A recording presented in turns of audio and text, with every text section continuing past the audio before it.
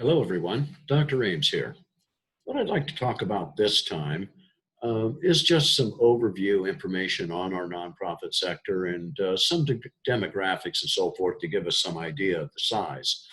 This chapter is actually a little more like a typical introductory chapter than the first chapter we had, which really focused a lot on theories and other facets of what executives and managers might do in the sector.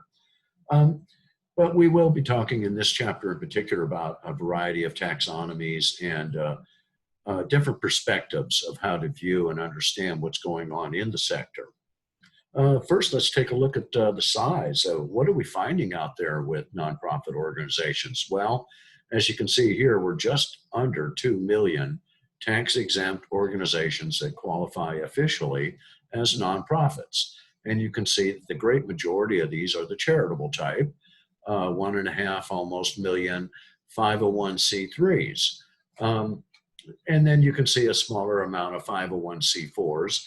And then certainly there are C5s and 6s and 7s and 8s and so forth for very specific sorts of usage and so forth. But we will mainly just talk about C3s and C4s. You can see that the sector itself is employing about 10% of our overall workforce. So 13.5 million employees for the nonprofit sector.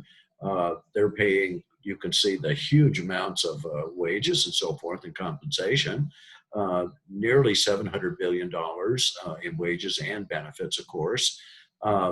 It's 5% of the GDP for the entire country, the activities inside the nonprofit sector. So we're seeing well over $1 trillion in spending. And then when we add up all the assets of the various nonprofits, of those almost 2 million, we're seeing that the combined assets are worth over $4 trillion. So the sector is alive and well in that sense, that it is large, that it is active, and it is full of competition, and it really does contribute to the overall economy. Here's another way to look at nonprofits in the country. Where are they located and how many do the various states have? You can see here in Missouri, we've got about 53,000 nonprofits. But of course, the top 5 states for nonprofits with over 100,000 nonprofits in the state. Number 1, California, followed by Texas, New York, Florida, and Pennsylvania. That seems to make some sense, doesn't it? Those are pretty much the top 5 populated areas in the country. Here we're seeing a little bit different demographics on how many they're operating.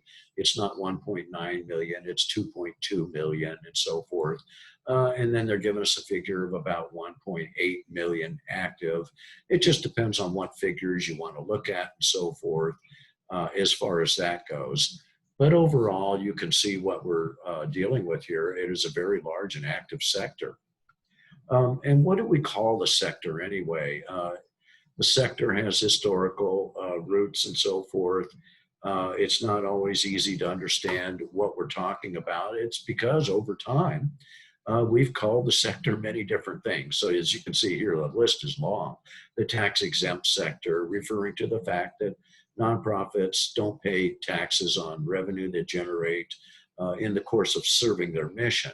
It's also been called the non-governmental sector as opposed to the public one, or the independent sector as opposed to the private and the public, or the third sector, the civil society sector.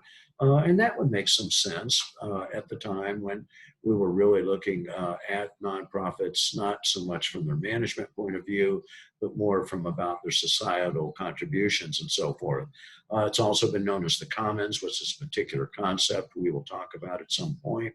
The charitable sector, of course, the voluntary sector. Well, today, one of the most common usages is the nonprofit and voluntary sector. And you'll see a lot of textbooks with that nomenclature for it. The non-proprietary sector, like nobody is owning the organization and so forth, which is, of course, not true. And then generally what we see most often is that we are calling it the nonprofit sector. Okay, folks, that's all I want to really talk about this time. I'll talk to you again soon.